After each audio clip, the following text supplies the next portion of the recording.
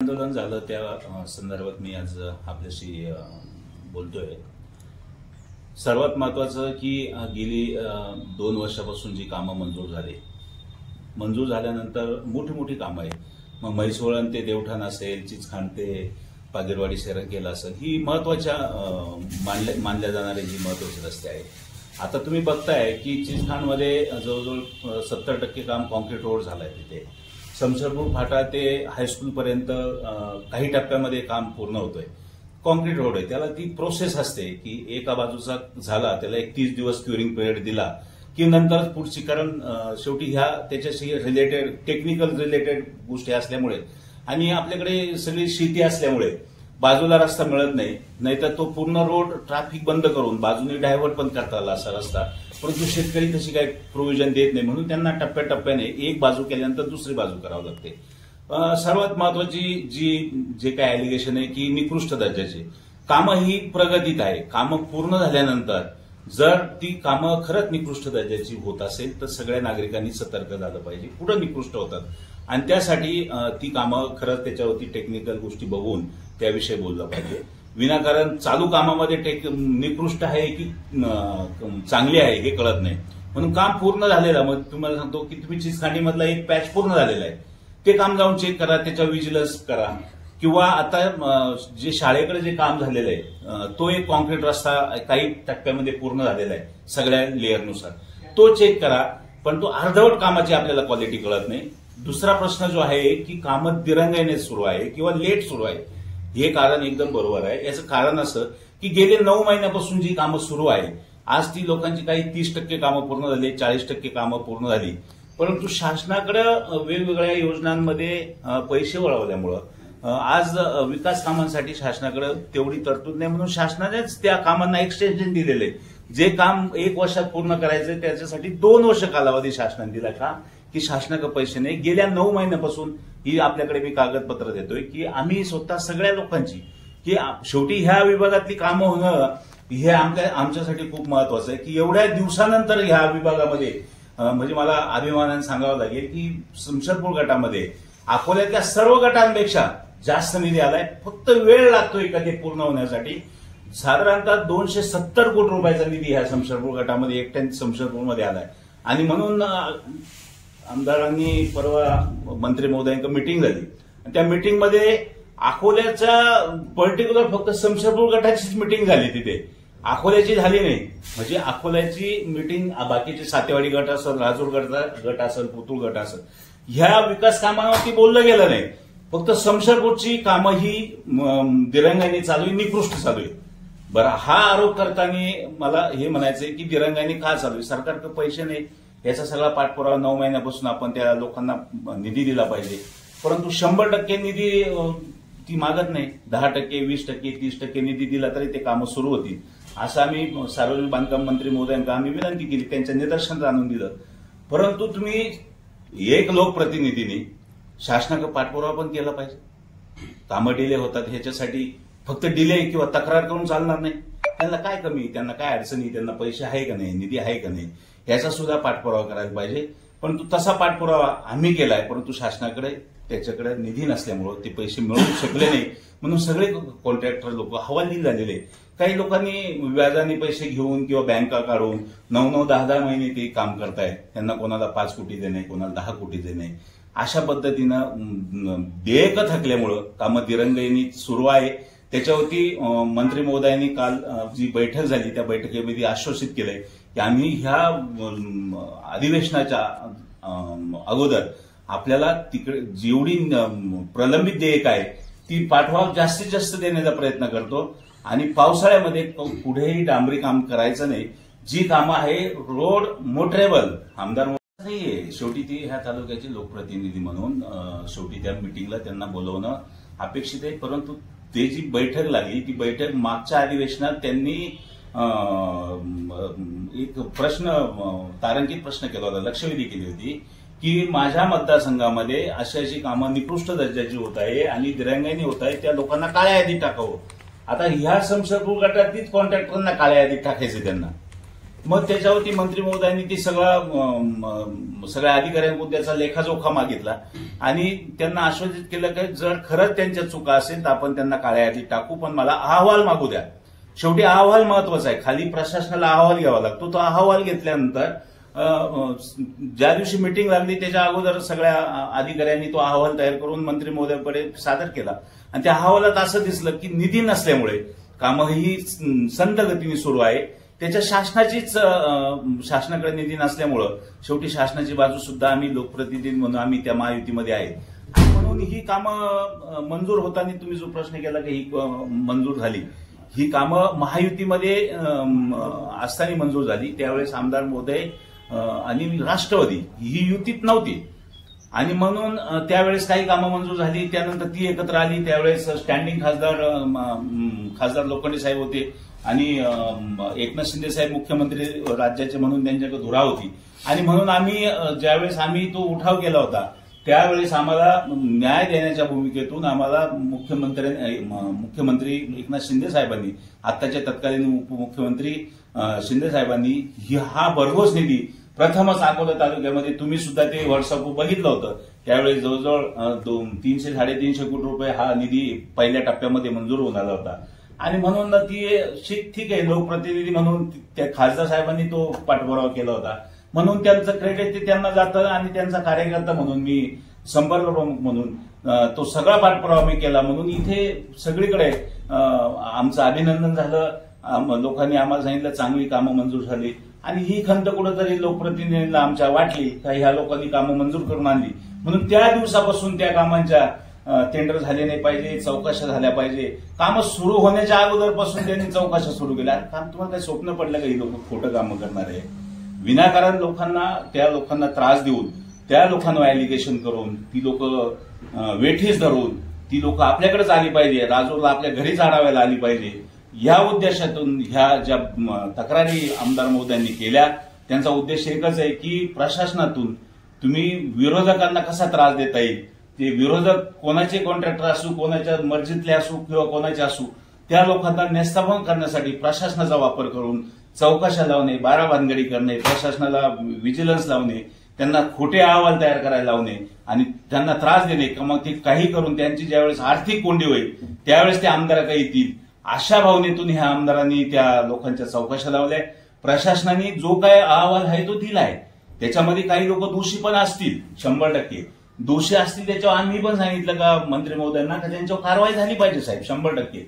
परंतु जे दोषी नाहीये किंवा ते ज्यांनी दोष केलेले नाही त्यांना तुम्ही विनाकारण त्रास होईल असं करू नका. त्यांचे चौकशी अहवाल बघा आणि त्याप्रमाणे पुढील त्यांना कामं पूर्ण होण्यासाठी त्यांना निधी द्या. जी काय खराब कामं असेल त्यावर्षी नक्कीच कारवाई झाली पाहिजे असं आम्ही त्या मीटिंगमध्ये आमचं म्हणणं मांडलं. तालुक्यामध्ये एवढी कामं सुरू आहेत आणि फक्त इकडचेच लोक ठेकेदारांना ब्लॅकलिस्टमध्ये टाका असं ते म्हणतायत. मग याचं कारण काय असेल नेमकं? कारण तालुक्यात सगळीकडे कामं चालू आहेत, मग ह्याच ठेकेदारांना का बरं असं? याच्यामध्ये सर्वात महत्वाचा आमदारांचा जो उद्देश आहे फार भयानक आहे की ज्यावेळेस त्यांचा उद्देश साध्य होत नाही त्यावेळेस ते कुठल्याही स्तराला जातात. याच्यातून दिसून आलंय. झालं काय ती त्यांना विधानसभेला ह्या विभागाने त्यांना प्रचंड मतच दिले नाही त्यांना आणि मग त्या रोषातून त्यांचं असं म्हणणं आहे की सपोर्ट मी असेल, आमच्या बरोबरची काही पदाधिकारी असेल यांनी त्यांच्या विरोधात काम केलंय. मग त्यांच्या विरोधात जर काम केलंय तर इकडली कामं रखडली की लोक आमच्यावर ॲलिगेशन करतील म्हणून प्रशासनातून कामं कशी रखडले जातील यासाठी त्यांचा 100% पुरेपूर उपयोग आहे. मग ते कॉन्ट्रॅक्टरांच्या चौकशा लागल्या, चौकशांच्या भोवऱ्यामध्ये ती कामं अजून डिले होतील, त्यांना पैसे मिळणार नाही. त्यांना पैसे नाही मिळाले की ती लोक कामं करणार नाही. कामं नाही केले की लोक रस्त्यावर उतरतील आणि रस्त्यावर लोक उतरले का लोक ॲलिगेशन करतील आणि मग यांना फक्त एकच सांग तुमच्या इकडल्या लोकांमुळे पदाधिकाऱ्यांमुळे हे असं होतंय हे सांगण्यासाठी फार मोठं षडयंत्र आमदार हे रचत आहेत. आणि याचा प्रशासनाला परवा तर प्रशासनावरती सुद्धा त्यांनी ताशेरे ओढले का तुम्ही सगळी लोक मिली बघत आहे, तुम्ही लोक माझ्या विरोधात काय कांड करताय अशा प्रकारचं वक्तव्य त्यांनी मंत्रालयात केलं. आम्ही एकदम शांत पद्धतीने बैठक सुरू होती. त्या बैठकीत ॲलिगेशन होत होते. मी त्यांच्या बाजूला तुम्ही बघितलं त्यांच्या बाजूलाच बसलेलो होतो. आम्ही जी काय आढावा झाला त्या ज्या आढाव्या संदर्भात बैठक झाली त्या बैठकीचं आम्ही पोस्ट पण केली. त्याच्यामध्ये आम्ही नाव पण टाकलं त्यांचं की बैठक झाली. शेवटी त्या मंत्रालयामध्ये जी बैठक झाली, तालुक्याचा लोकप्रतिनिधी असणं अपेक्षित आहे ते होते, आम्ही होतो. सगळ्या ज्या लोकांना अलिगेशन झालेली होती की तुम्ही निकृष्ट दर्जाचे काम होतात, मंत्री महोदय त्यांच्याशी बोलले, त्यांची बाजू समजून घेतली. मंत्री महोदयांनी सांगितलं, बिलकुल प्रशासनाला सांगितलं, जर चुकीचं होत असेल तर कारवाई करा, जर चुकीचं होत नसेल तर कोणा अन्याय जर झाला तर मी खपवून घेणार नाही. अशा पद्धतीने माननीय मंत्री महोदयाने प्रशासनाला आदेश दिले. आणि म्हणून हे सगळं होत असताना अशा पद्धतीनं असं राजकारण प्रशासनामध्ये एखादा आमदार झाला, त्याची सत्ता आली म्हणून विरोधकांना एकदम तुम्ही प्रशासनाच्या माध्यमातून संपवायचा प्रयत्न करणं किंवा त्याला तो अडचणीत येईल, त्याला बर्बाद करायचं, हे अशा वेगळ्या विकृत पद्धतीने जे आमदार प्लॅनिंग करतात, भविष्यात असं प्लॅनिंग त्यांचं मला वाटतं कोणी खपवून घेणार नाही. तुम्ही चांगल्या पद्धतीने लोकप्रतिनिधी वागा. तुमची वैयक्तिक कोणाशी दुश्मनी नाहीये. आम्ही आमच्या पक्षाची भूमिका मांडणार आहे, आम्ही आमचं काम करणार, लोकांना आमच्या बरोबर येण्यासाठी आम्ही लोकशाही पद्धतीने आम्ही बरोबर करणार. पण त्यांना लोकशाहीच मान्य नाही, त्यांना हुकुमशाही. कोण दुसऱ्या पक्षात आहे त्याच्याकडे लगेच वाकड्या नजरेनं बघणे. म्हणून अशा पद्धतीनं तो जे राजकारण करतात, खूनचे राजकारण ह्या तालुक्यामध्ये कोणी खपवून घेणार नाही. म्हणून किरण लामटेंना माझी विनंती आहे की तुम्ही खूनचे राजकारण करून, बरं कॉन्ट्रॅक्टर सगळे अकोल्यातलेच आहे, अख्खे महाराष्ट्रातले, ते काही कुठं बांगलादेश पाकिस्तानवरून नाही आलेले. उद्या त्यांना अडचणी आल्या तर शेवटी त्यांच्या घरादाराचा प्रश्न आहे. त्यांनी एवढा मोठा निधी खर्च करून त्यांनी कंपन्या उभ्या केल्या, त्यांना काम घेऊन द्यायचं नाही, त्यांच्या मर्जीतली कामं घेतली नाही म्हणून त्या लोकांना त्रास आहे. त्यानंतर तुम्ही त्या मिटिंगला त्या ठिकाणी होता, तुम्ही त्या मिटिंगचे साक्षीदार आहात. असं आम्हाला समजलंय की त्या ठिकाणी कॉन्ट्रॅक्टर असोसिएशनने त्या ठिकाणी काहीतरी लामटेंबद्दल तक्रार केली. काय तक्रार आहे तुम्ही पाहिली का? त्यांनी पत्र दिले, ते पत्र मी पण आणलंय की त्यांनी सरळ त्या पत्रामध्ये उल्लेख केलेला आहे की त्यांनी कशा प्रकारचा त्रास दिलाय. त्यांच्या मर्जीच्या विरोधात जाऊन त्यांनी इथं कामं घेतली. ऑनलाईन पद्धतीने निविदा त्यांनी भरून ते ज्यावेळेस ते इथले त्यांना ते कॉन्ट्रॅक्ट लागलं त्या दिवसापासून त्यांना ती लोक बोलावत आहेत. वाळे नामक त्यांचा जो पी आहे की कार्यकारी अभियंता असेल किंवा सार्वजनिक बांधकामच्या सगळ्या अधिकाऱ्यांना सांगणार, जोपर्यंत साहेबांना भेटणार नाही तोपर्यंत कोणालाही कार्यादेश द्यायचे नाही. परंतु नियमात आहे, नियमात तुम्हाला एकदा टेंडर लागलं तर ते 2 महिन्यात त्याला कार्यादेश देणं आहे. कार्यादेश दिल्यानंतर तुम्ही त्याचं उद्घाटन करा नका करू, ते काम सुरू करणं आहे. प्रशासनाच्या याच्यामध्ये कुठे लिहिलेलं नाही त्याचं उद्घाटन झालं पाहिजे. तुम्ही कायदेशीर कार्यवाही ही प्रशासनाला करावं लागते, त्याला वेळ द्यावा लागतो. आणि म्हणून तो वाळे कायम त्यांना फोन करणार, त्यांचे लोकांना डांबून ठेवलं, त्यांना वाटलं ही बाहेरची लोक आहे, त्यांच्याकडून जोपर्यंत काहीच्या टर्म्स अँड कंडिशन पूर्ण होत नाही तोपर्यंत आम्ही तुम्हाला कामं करून देणार नाही, गावगावच्या लोकांना भडकवू नये, अशा प्रकारचा त्याच्यामध्ये सगळा उल्लेख आहे त्याच्यामध्ये. आणि तोच शिवेंद्रराजे भोसले साहेबांकडे त्यांनी सांगितलं की साहेब आम्हाला किरण लामटे अशा पद्धतीने त्रास देतात. हे पत्र असोसिएशनने दिलं. असोसिएशनने उद्या भविष्यात काय कार्यवाही होईल याचा अजिबातही विचार केला नाही त्या लोकांनी. त्यांना कामं पूर्ण करायचे तरी त्यांनी विचार केला, पण शेवटी त्रास होतोय. त्यांनी पैसे खर्च करून कामं करतायत, त्यांना कामं पूर्ण करून त्यांना त्यांचे पैसे काढणं गरजेचं आहे. परंतु ती कामं चांगलीच करणार आहे. ती कामं चांगली नाही केली तर आपण सुद्धा त्यांच्या बरोबर नाही. मग तुम्ही बघताय की ही लोक एवढी काम करतायत, त्यांची प्रेशर आहे. 10-20 कोटीच्या बँका घेऊन ते कामं करताय आपल्यासाठी. शासनाकडे पैसे नाही. आता तुम्हाला सांगतो SK ओले यांची इथं 5-7 कामं चालू आहे, तुम्ही बघताय. ती कामं करत असताना त्यांना हृदय विकाराचा झटका आला, रडत होते ते की त्यांना 100 कोटी रुपये येणे सरकारकडून, आणि तरी पण तुम्ही कुणी फोन करा ते काम करता येते.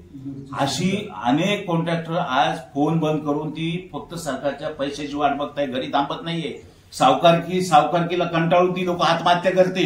एवढ्या मोठ्या प्रमाणात त्यांचं देणं सरकारचं बाकी असताना आपण त्यांची भूमिका, आणि आपण या तालुक्यातले आहे, आपण सुद्धा त्यांना समजून घेतलं पाहिजे ना. काम आज ना उद्या होईल, एवढं काय आपल्याला काय आपण लगेच एक्सप्रेसवरून चाललं पाहिजे असंच नाही. परंतु या खड्डे तरी पण ते लोक जिथं काही त्रास असेल तिथं खड्डे बुजवायचं काम करतात. आपत्कालीन परिस्थितीमध्ये सरकारला त्रास होऊ नये, लोकांना त्रास होऊ नये, लोकशाहीच्या माध्यमातून लोकांसारखं वा, कारण ती लोक इथलीच आहे सगळी, त्यांचे काम करणारे सुपरवायझर इंजिनियर सगळे अकोला तालुक्यातली ही चांगल्या पद्धतीनं रिस्पॉन्स करताय. परंतु पैसे नसेल सरकारकडे तर ती करतील काय? त्यांना अज्ञातस्थळी थांबावं लागतं, कारण देणेदारी सावकारक्या, त्यांना बँका नोटीस आहेत सारख्या. आणि ह्या जाचाला कंटाळून ती उद्या लोक त्यांनी अशीच पत्र दिली की ह्याला कंटाळून उद्या आत्महत्या नव्हे हो, ज्या पद्धतीने राज्यामध्ये शेतकऱ्यांच्या आत्महत्या होत आहे तशा ह्या व्यावसायिक लोकांच्या सुद्धा आत्महत्या होती. मोठ्याल्या फिगर आहे. त्यांना अक्षरशः त्यांना हृदयविकाराचा झटका आला आणि ती महिना 2 महिन्यापासून ती आज हॉस्पिटलला तरी कामं सुरू आहे. म्हणजे अशी परिस्थिती ही समजून घेतलं पाहिजे. आपण लोकप्रतिनिधी नाण्याच्या दोन्ही बाजू समजून घेऊन कार्यवाही केली पाहिजे असं मला वाटतं. पत्रात सखोल चौकशी देतो. मी फक्त विषय सांगतो. प्रतिमाननीय श्री शिवेंद्रराजे भोसले साहेब, मंत्री सार्वजनिक बांधकाम विभाग, मुंबई. विषय माननीय आमदार डॉक्टर किरण लामटे, अकोले विधानसभा मतदारसंघ कार्यक्षेत्रातील विकास कामांची टक्केवारी न दिल्यामुळे कंत्राटदारांना ब्लॅकमेल करत असल्याबाबत. बाकीचा सारांश तुम्ही वाचून घ्या. म्हणजे साहेब तुम्ही आमदारांना टक्केवारी देत नाही म्हणून तुम्हाला त्रास दिला जातोय का? आता ह्या पत्रात असं आहे. त्या सगळ्यांची त्या सगळ्यांनी पत्र इन्व्हर्ट केले. ती सगळ्या कॉपी तुम्हाला मी देतो. सगळ्यांची तक्रार हीच आहे की आम्हाला त्रास जो आहे प्रशासनाला सुद्धा एवढा त्रास आहे की अशा पद्धतीचा आमदार, ती सगळे म्हणतात अशा पद्धतीचा आमदार आम्ही पाहिलाच नाही. एवढा त्रास, एवढ्या पद्धतीनं, एवढ्या खालच्या स्तरावरती जाऊन जाणे, याला संपवायचं, त्याला संपवायचं, याला काळ्या यादीत टाकायचं. मला सांगा, या सगळ्या लोकांना काळ्या यादीत टाकलं यांनी, 25 लोकांना. उद्या त्यांच्यावरती कमीत कमी 200 लोक उपजीविका करतात. काळ्या यादीत टाकून काय? तुम्ही काम चांगलं करून घ्यायचंय ना, चांगलं करून घ्या तुम्ही. पण काळ्या यादीत टाकून म्हणजे यांच्याकडे जाऊन भेटलं का तो काळ्या यादीत नाही. आता असोसिएशननी दुसरी मागणी केली की यांच्याबरोबर जे लोक आहेत त्यांच्या सुद्धा चौकशा केल्या पाहिजे.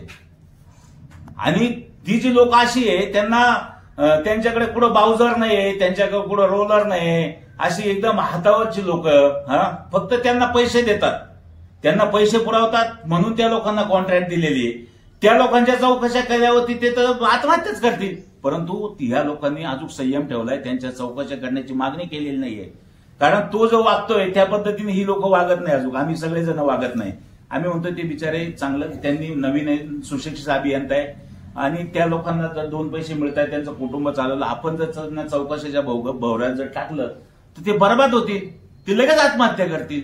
म्हणून त्याच्यासारखी विकृतपणा आम्ही करणार नाहीये. आम्ही शासनाला सांगणारे, सगळ्या अधिकाऱ्यांना सांगणारे, चांगल्या पद्धतीनं कामं करून घ्यायचे. विनाकारण कुठल्याही विकास कामामध्ये राजकारण आणलं नाही पाहिजे. अरे मग काल मिटिंग झाली मंत्रालयामध्ये, तुम्ही रात्रीचे 10-11 वाजता लगेच इकडल्या पदाधिकाऱ्यांना, काही लोकांना, तुमच्या जवळच्या लोकांना सांगतात रास्ता रोको झाला पाहिजे. मंत्र्यांचं मिटिंग झाल्यावर तुम्ही रास्ता रोको करून काय करणार आहे, कशासाठी? परंतु त्याच्यामध्ये फार मोठं षड्यंत्र आहे की त्यांच्या विरोधात त्या दिवशीची मिटिंग जी आहे, आमदार महोदयांच्या विरोधात मिटिंग झाली. विरोधात म्हणलं प्रशासनाने बाजू मांडली की साहेब याला पैसे नाही म्हणून ती कामं बंद आहे, पैशाची तरतूद करा, लगेच कामं सुरू होतील. निकृष्ट दर्जाची जी कामं काय असेल त्याबद्दल आम्ही सगळे व्हिजिलन्स असेल त्या सगळ्या चौकशा करून आम्ही ते चांगले कामं करून घेऊ.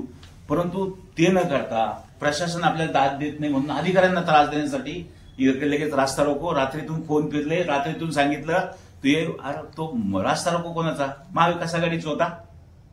नाही, त्याच्यात महायुतीतले लोकच होते बोलायला. म्हणजे महाविकास आघाडी असा काही तो जो रास्ता रोको असा काही झाला नाही. तो फक्त किरण लामटेंनी काही लोकांना सांगितलं की तुम्ही जाऊन हे करा आणि ह्या विभागाचं नेतृत्व मी करतोय. मला डॅमेज करण्यासाठी ह्या प्रकारचं षड्यंत्र लवकर सुरू केलं. अजून जिल्हा परिषद पंचायत समितीला 4 महिने, हे एवढे लवकर सुरू करून टिकल का? नाही टिकणार. हे राजकारण आहे. कुठेतरी कामं घेण्यासाठी स्पर्धा चालू आहे. त्यात ठेकेदार बिलोमध्ये कामं घेत आहेत आणि वरून कमिशन पण देत आहेत. जर असं असेल तर हे कामं उत्कृष्ट होतील असं वाटतं. विषय असा आहे की सर्वात महत्वाचं, तो ज्यावेळेस ती निविदा भरतो त्यावेळेस त्याच्यात अटी शर्तीवरती सह्या करायच्या असतात. त्या अटी शर्तीप्रमाणे सह्या केल्या तर त्यांनी ते काम करायचंय. परंतु त्याने बिलो घेतल्यानंतर सुद्धा तुम्हाला पीडब्ल्यूडीच्या कार्यकारी अभियंत्यांनी वर्क ऑर्डर दिल्यानंतर सुद्धा आमदाराला जाऊन भेटायचंय आणि आमदारांना इलिगल ज्या गोष्टी असतील, टर्म्स कंडिशन फॉलो करायच्या आहे. म्हणून लोक ह्या जाचाला कंटाळले. त्याच्या प्रोसिजर फॉलो करायला कोणी तयार नाही. त्याला म्हणून ही जी काल आमची मंडळी होती का बाबा याला द्यावं लागतं, त्याला लागतं. अहो साहेब, तुम्ही त्यालाच विचारा ना कोणाला द्यावं लागतं. तुम्ही सगळे माझ्या बरोबर राहा. निकृष्ट दर्जाचे 100% शासनाला. मुख्य सचिव सोनिक मॅडमला मी पत्र लिहिलं, मुख्यमंत्र्यांना पत्र दिलं, उपमुख्यमंत्र्यांना पत्र लिहिलं की ह्या कर्तव्यदक्ष आमदारांनी आमच्या सगळ्या राज्यामध्ये जो काही निधी आला आमच्या जिल्ह्यामध्ये आणि तालुक्यामध्ये फक्त 1.66% 1% निधी आला. आणि जे काही पैसे आले 2-2.5-3 कोटी रुपये जे आले फेब्रुवारीमध्ये जे 2-2.5 कोटी रुपये आले ते त्याच्याच लोकांना त्यांनी वाटून दिले. नंतर मार्चमध्ये जे आले त्यांची कामच पूर्ण नव्हती अशा लोकांना त्यांनी पैसे दिले. आणि ही जी रिपोर्टेड लोक आहे मग एस.के. असेल, बळवंत देशमुख असेल, देवराम लांडे असतील, पी.टी. कडलग असेल, अंबादास घुगे असतील, नंतर बाकीची अनेक लोक आहे अशी ती जी आपली ह्याचीच ना खानचं रस्त्याचं कोण काम करतात आपले जाधव असतील, ह्या सगळ्या लोकांनी जे रिपोर्टेड लोक आहेत त्यांना पैसेच नाही आले. पैसे कोणाला आले? अक्षय देशमुख, विवेक बेनके, अशी जी लोक आहे, वाळे, अशी 4-5 लोक त्यांच्या आजूबाजूला फिरतात. त्यांच्या नावावरती त्यांची कामं पण पूर्ण नाही, त्यांना पैसे आले. आता त्यांची पण आपल्याला चौकशी करायची, शासनाला आपण पत्र देणार आहे, यांचं पण बघून घ्या सगळं काय आहे.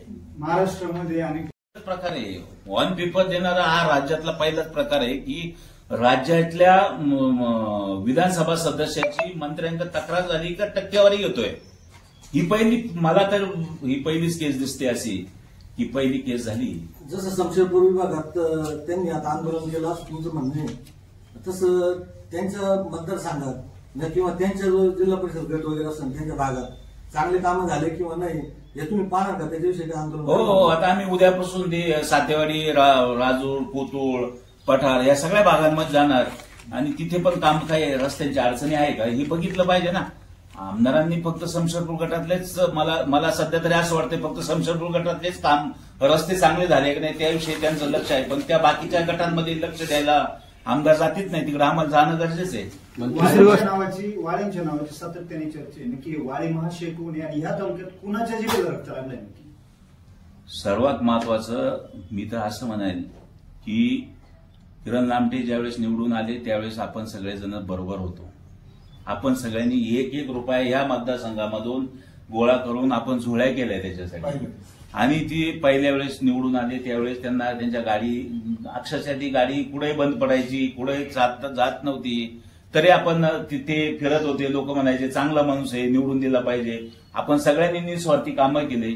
पण जसं जसं त्यांच्या तोंडाला आर्थिक रक्त लागायला सुरुवात झाली, तुम्ही बघा ना आता ते 50-55 कोटीची प्रॉपर्टी डिक्लेअर करताय म्हणे ते.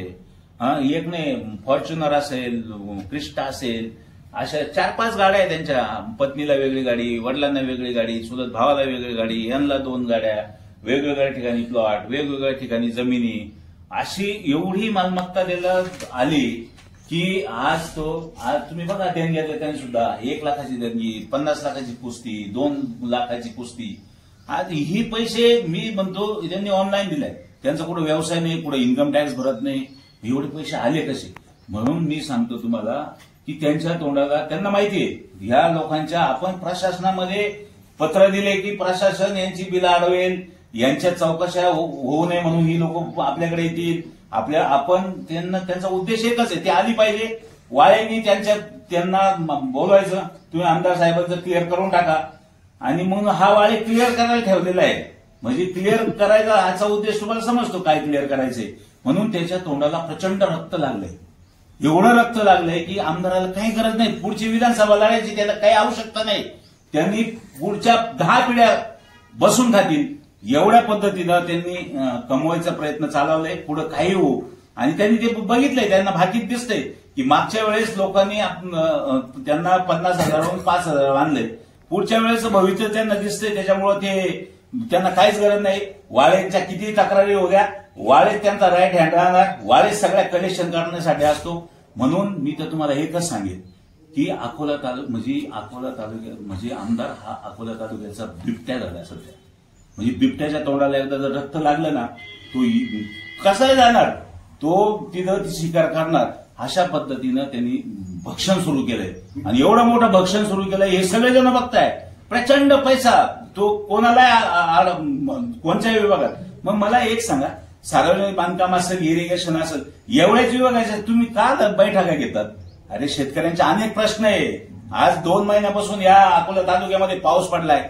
आज हातातोंडाशी आलेलं कांद्याचं पीक गेलंय, सोयाबीन पेरता येत नाही, एवढे भाजीपाला आहे, हा भाजीपालाचा एकही पीक आमच्या हातात पडत नाहीये. कर्जमाफी सारखे विषय, लोक शिक्षणासाठी मुलांना ऍडमिशन घ्यायचे, शेतकरी हवालदिल झाले की माझ्या मुलाला आज नीट सगळ्या गोष्टीचे एक्झाम झाल्यानंतर त्यांना ऍडमिशन घेण्यासाठी 10,000 रुपये शेतकऱ्यांच्या नाहीये. आरोग्याचा विषय लोकांना त्याच्या गावात राजूरमध्ये एवढी मोठी कावेळ झाली, त्या कावेळीमध्ये सर्वसामान्य कुटुंबातली एक मुलगी, तिला 40-42 लाख रुपये तिला खर्च झाला. बाकीचे बी अनेक ठिकाणचे जी तिथे कावेळी सारख्या जवळजवळ 3,000 लोकांना एवढ्या मोठ्या प्रमाणात आरोग्य विभागाच्या निष्काळजीपणामुळे की बाकीच्या ठिकाणी त्यांना ती उपचार घ्यावा लागला.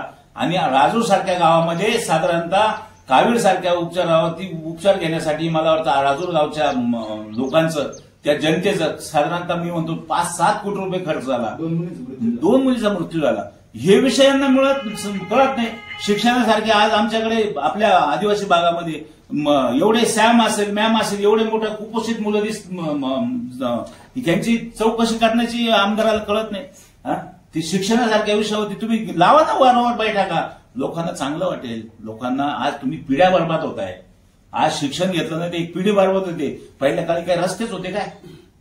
रस्ता एक वेळेस नाही झाला चालत, पण माझी शिक्षणापासून पिढी बरबाद झाली नाही पाहिजे, हा उद्देश हा आमदारांनी घेतला पाहिजे. हे काहीच नाही. सकाळी उठलं का पीडब्ल्यूडीचे अधिकारी बोलवा, दुपारी इरिगेशनचे बोलवा, संध्याकाळी जलसंधारणचे बोलवा, आणि उरले सोडले संध्याकाळी लगेच प्रकल्पावले 8 वाजेपर्यंत तिला आहेच हजर.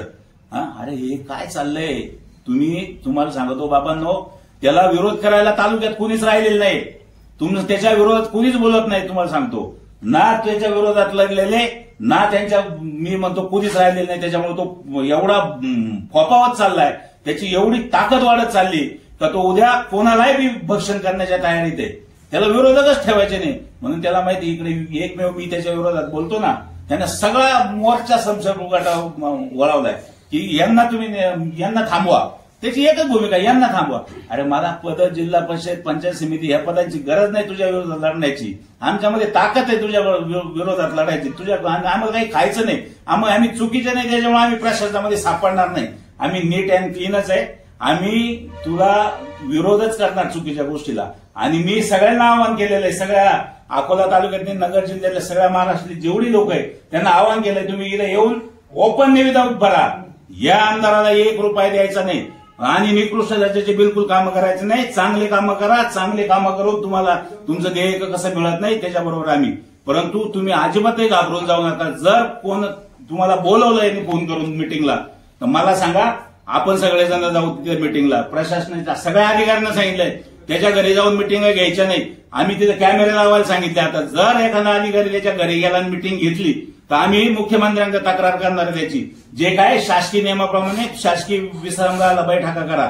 आणि एवढ्या बैठका घ्यायची गरज काय? आठवड्यातून 3-3 वेळा बैठका घेतो. म्हणजे हा फक्त रिकव्हरीचा विषय आहे. रिकव्हरी याची जी काय टर्म्स अँड कंडिशन किंवा याला लोकांनी ज्या काय कमिटमेंट करून घ्यायच्या आहे, कमिटमेंट केल्या असतील, काही लोकांकडे पैसे नसेल किंवा लोकांनी त्या कमिटमेंट पुऱ्या केल्या नसेल, लोक पैसेच नाही द्यायला देतील कुठून, हा प्रश्न आहे. म्हणून लोक खूप त्रासात आहे सध्या. म्हणून याच्याविषयी आवाज उठवणं गरजेचं होतं. नाहीतर हा अशा पद्धतीनं लोकांना कायम त्रास देत राहील.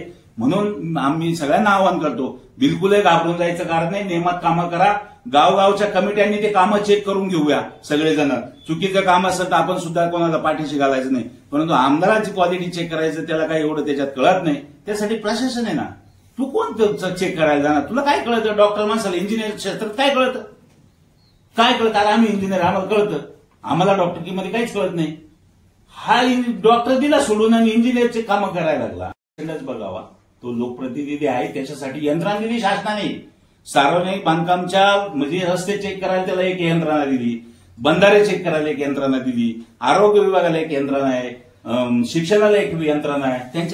त्यांच्या जे हेड ऑफ डिपार्टमेंटला बोलायचं, त्यांना सांगायचं मला हे चेक करून दे, मला याचा अहवाल दे. हा स्वतःचा अहवाल तयार करतो. म्हणजे हा हे का काय, म्हणजे युपीएससी पास झालाय का? म्हणजे फार भयानक आहे. याच्यावरती आवाज उठवणं फार गरजेचं आहे. म्हणून मी आवाज उठवणार, त्याला अजिबात घाबरत नाही. मी लोकप्रतिनिधी आहे त्याला रिस्पेक्ट पण तेवढाच देतो आम्ही. परवा बैठक झाली, तुम्ही बघा, बैठकीमध्ये त्याचं नाव टाकलं आम्ही की निधी मागणीबाबत मंत्री महोदयाची बैठक झाली, त्याच्यामध्ये आम्ही त्याचं नाव टाकलं आणि त्यांनी फेसबुक लाईव्ह केली, यांच्यावरती कारवाई होणार. तू फक्त घाबरतोय, वाघ आला रे वाघ आला, म्हणजे ही लोक सगळे घाबरतोय. अरे आमदारांनी फेसबुक लाईव्ह केलं कशासाठी? कारवाई होणार. कोणावर कारवाई होणार नाही. जर चुकीचं कोणी काम करत असेल तर त्याच्यावर कारवाई झालीच पाहिजे. या मताचे आम्ही सगळे सहमत आहोत. सगळ्या लोकांनी चुकीच्या पद्धतीने वागले त्या मतदारसंघामध्ये. लोकांनी त्यांना जी काही चुकीचं वागलं त्याचं त्यांना दिसतंय. आज धनंजय मुंडे एक राज्यातला नेता झिरो करून टाकलाय. ह्याच पद्धतीने ह्या जर वागत असेल हे 0 मिनिटं झिरो होतील. तुम्ही लोकांमध्ये राहा, पण तुम्ही दाखवतात एक, ते लोकात राहतात, ते दाखवतात एक आणि करतात वेगळं. दुसरी गोष्ट अशी की काल जी मीटिंग मंत्रालयामध्ये बैठक जी झाली, शेवटी निर्णय काय झाला नेमका ते काय कळालं नाही आम्हाला. निर्णय असा झाला, शेवटचा निर्णय असा झाला की सगळ्या अहवाल, अधिकाऱ्यांचा अहवाल तयार झाला. अहवालामध्ये असं दिसलं की निधी नसल्यामुळे कामं दिरंगाने होतात. निधी देणं, निधीची तरतूद करणं ही महत्वाचं आहे. तेव्हा मंत्री महोदयांनी ते सगळं जाणून घेतलं की आम्ही निधीसाठी प्रयत्न करू. आदिवासी विभागाला सुद्धा, आदिवासी मंत्री महोदयांना सुद्धा त्यांनी त्या विभागाला सुद्धा पत्रव्यवहार त्या दिवशी झाला आणि सगळं सेक्रेटरी लेवलला की निधीची तरतूद झाली पाहिजे, कामं पूर्ण झाली पाहिजे. आणि त्यांचा दुसरा जो मुद्दा होता की कामं निकृष्ट झाली त्यांना लगेच काळ्या यादीत टाका, परंतु तसं काही फार नाहीये. 1-2-3 लोकांचे काही कामं डिले आहेत किंवा कामं सुरू नये, त्याबाबत त्यांची कामांवर थोडीशी कारवाई होईल. अशा लोकांना, काही लोकांना थोड्याशा नोटिसा जातील, त्यांना समज दिली जाईल की तुम्ही काम करणार नसेल तर दुसऱ्या एजन्सीला काम दिलं जाईल. अशा पद्धतीने 1-2-3 लोकांवरती तशी कारवाई होऊ शकते. तो त्यांचं कमी असेल. आता डिटेल अहवाल हा सादर झालेला आहे, परंतु मेन कारण हेच आहे का निधी नसल्यामुळे कामं दिरंगाई होते. निधीची मागणी केली त्याप्रमाणे निधी उपलब्ध झाल्यानंतर कामं पूर्ण करा असं मंत्री महोदयांनी सगळ्या अधिकाऱ्यांना सांगितलं. महायुतीचं सरकार आहे. सगळे घटक पक्ष जे आहेत, शिवसेना शिंदे गट असेल, राष्ट्रवादी काँग्रेस अजित पवार गट असेल, भाजप असेल, हे महायुतीचे तिन्ही घटक पक्ष आहेत. आणि आज अकोले तालुक्यामध्ये तुम्ही सुद्धा शिंदे गटात शिवसेनेचं काम करत आहात. लहामटे सुद्धा अजित पवार गटाचं त्या ठिकाणी राष्ट्रवादी काँग्रेसचं काम करतायत. आणि आगामी काळामध्ये जे काही पंचायत समिती, जिल्हा परिषद ज्या निवडणुका असतील तर ह्यावेळेस महायुती तालुक्यामध्ये दिसेल का, किंवा की तुम्ही लहामटेंबरोबर असणार का? हा लहामटे महायुती होणंच येणार नाही. पहिली गोष्ट मला वाटत नाही होणी, कारण त्याचं पहिलं तो प्रत्येक वेळेस तो हा नको तो नको, म्हणजे बाकीचे पक्ष सुद्धा याला चालवायला दिले अशा पद्धतीने वागतो. त्यांचं ठरवते ना, शिवसेनेचे कोणाला तिकीट द्यायचे ते शिवसेना ठरेल, भाजपचे कोणाला द्यायचे ते ठरवेल. पण मला वाटतंय की महायुती आपल्या अकोला तालुक्यात होणार नाही. इथे समविचारी लोक एकत्र येतील आणि लहामटेंच्या विरोधात जे असतील त्या बरोबर आम्ही सगळेजण, आम्ही तरी आमची भूमिका स्पष्ट आहे. आमचं लहामटेंबरोबर पटल असं नाही. आतापर्यंत ज्या काही बैठका झाल्या आमच्या त्याच्यात आमचं कधीच पटलं नाही आणि युनिव्हर्सिटीचे विचारच मला पटत नाही पहिली गोष्ट. आणि त्याचे ग्रास्पिंग पॉवरच नाही त्याला तो काय विचार करतो त्यालाच माहित नाही. तो स्वतःला, तुम्ही बघा ना, त्यांच्या पक्षाचे गायकर साहेब असतील, कैलासराव असतील, मोठे मोठे नेते दिग्गज, तो कोणाला विचारत नाही. एकलेचा नारा असतो त्याचा. निर्णय स्वतःच घेणार, मुंबईला एकटाच जाणार. आणि ते आता ते 2-4 पोरं ज्यांना कोणी विचारत नाही त्यांना नेते करायला घेतलंय त्यांनी.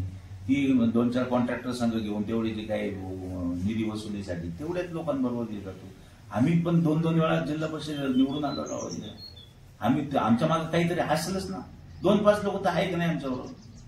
तो जर कोणाला विचारत नसेल, तो अशा पद्धतीने असेल तर मला वाटतं महायुती अशक्य आहे तालुक्यामध्ये. दुसरी गोष्ट अशी की मधल्या कालखंडामध्ये मारुती मेंगळा आणि इतर लोकांनी शिंदे शिवसेनेमध्ये या ठिकाणी प्रवेश केला. तुमचा त्यांना विरोध आहे का? माझा बिलकुल विरोध नाही आहे. मला एक सांगा, ज्यावेळेस शिंदे साहेबांनी वेगळा निर्णय घेतला त्यावेळेस आम्ही पहिल्या गाडीत बसणारे आम्ही 2-4 लोक बरोबर. आणि त्यावेळेस तुम्ही सगळीजण लोक आम्हाला काचावर करून जावं लागत होतं नगरला. एवढा तुमचा आम्ही लोकांना कारण निर्णय वेगळा होता आणि नवीन पक्षाबरोबर जाण्याचा आम्ही निर्णय घेतला. त्यावेळेसही मारुती मेंगाळ या सगळ्या लोकांना आम्ही बरोबर याच, कारण त्याला उपसभापती करताना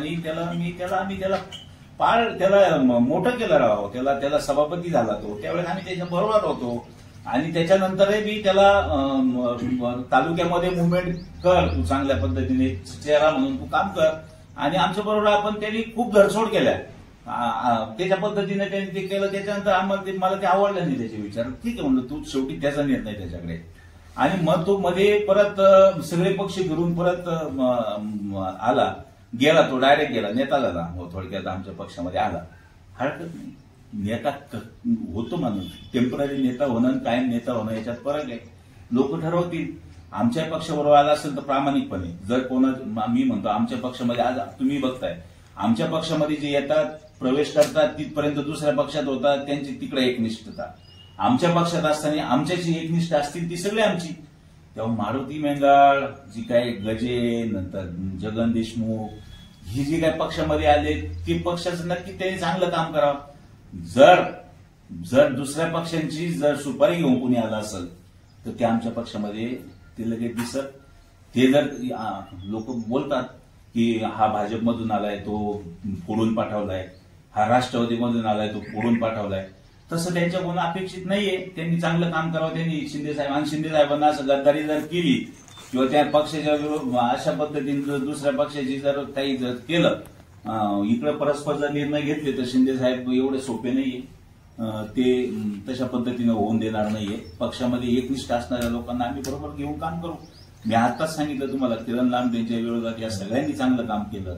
सगळ्यांनी, मी तर काही सगळ्या गटांमध्ये उभं राहायला जाणार नाही आणि मला तशी फार अपेक्षा बी नाही. यांना सगळ्यांना ज्यांना कोणाला पाहिजे त्यांना आपण मदत करू. माझी मदतीची त्यांना गरज नसेल, भासत नसेल, ज्यांना मी उभं केलंय त्यांना ज्यांना भासत नसेल तर त्यांना शुभेच्छा आहे. ते उद्या मी त्यांचं स्वागत करायचाही प्रश्न येत नाही आणि त्यांना विरोध करण्याचाही प्रश्न येत नाही. ते माझे विरोधकच नाही ना. मला सांगा, त्यांना आपण खायला घातलंय ना थोडंफार, ते कसे आपले विरोधक होऊ शकतात? त्याच्यामुळे त्याच्यावरती मला वाटत नाही ते विरोधक. कन्स्ट्रक्शन